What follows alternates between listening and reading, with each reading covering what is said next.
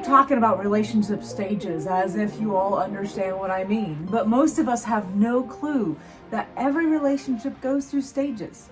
We look at it in romantic relationships. We get it there because it makes sense to us, but it happens in every relationship, every connection that we make. And it starts at the beginning. That's the easy part. It starts at when someone is a new connection for us, a new person, a stranger.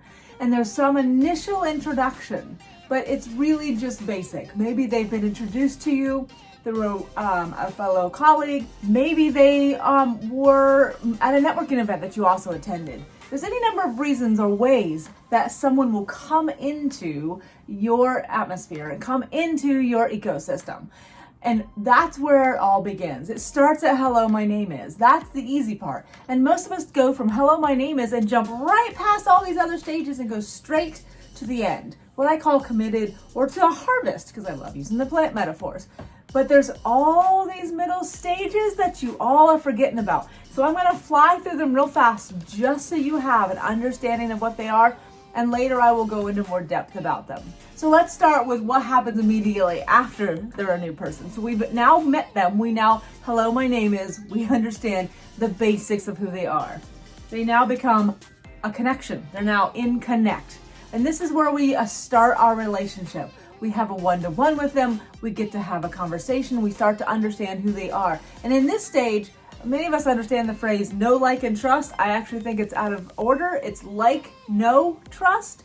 And the reason for this is we start out in this initial phase and go, do I like you? Is there things about you I like? Do we click? Because if we don't click, if there isn't something there that we like, honestly, there's no reason to move forward. So immediately we decide whether we like each other. And then we decide what to do going forward. So at the initial connect, this is also a touch point. It's a step, it's a movement. But from there, we move into nurture. Now, nurture is a process that most of us have no idea what to do at this point, and most of us just kind of go through it organically, which organic is a beautiful thing. But oftentimes what happens is that they get forgotten, they get lost, or we just hope something is created in this stage. Going along with the plant metaphor that I love so much, the brand new connection is a seed, full of potential but unknown. A connect is a seedling. They've started to sprout, but they're still very, very young. And that relationship is still very, very weak. That's why we cannot jump from an immediate connect into a harvest, because all we're gonna do is we're gonna put a little sproutling. That doesn't do us any good. And most often times, what we end up doing is chasing people off. We've all experienced it ourselves. Don't do it to other people. We have to move through these stages. So when we move into nurture, we move into know. And this is where we get to know each other. We get to go deeper. We get to build roots and leaves and get strength in the relationship. This is an essential piece of any relationship, regardless if it's business or personal. But even in business, you must have a nurture stage. And so we need to understand what goes into this phase. I like to refer to my invite, engage, serve method of interacting and nurturing that relationship. Each of these has a different way of connecting and interacting and building on that relationship.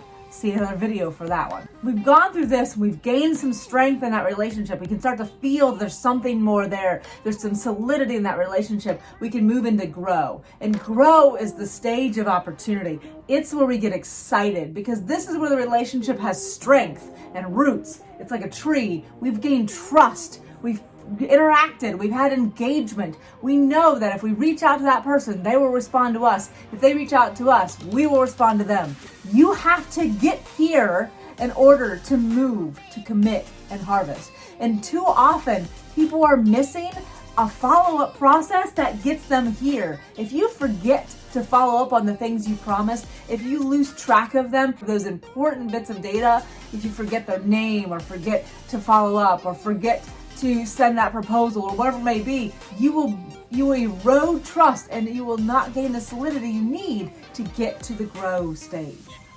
Once we've gotten here, there is interest, there is desire to work together. Now, what that looks like can vary. Now, all of us are hoping to get more clients and get more sales and to grow our business. And this is where we want to go. And this is how you get them into a paying client. But also, I don't want you to forget the potential here is just because someone gets here and you realize they're not a client, or even if you're back here and you're like, this person can never be my client because we don't match. It's not the right business. I don't have a need for them. They don't have this figured out. Whatever it may be, don't give up and think, I don't need this plant. I'm going to toss it into the trash because this isn't a client for me. Still build that relationship, because what is possible once you get here is so much more than just potential clients. Clients must go through this process, but not just clients. Business allies, referral partners, collaborators, so many people available in your community to support you and you to support them so that you can mutually grow your businesses together. That's where you get them here as well. So all of them must move through these stages.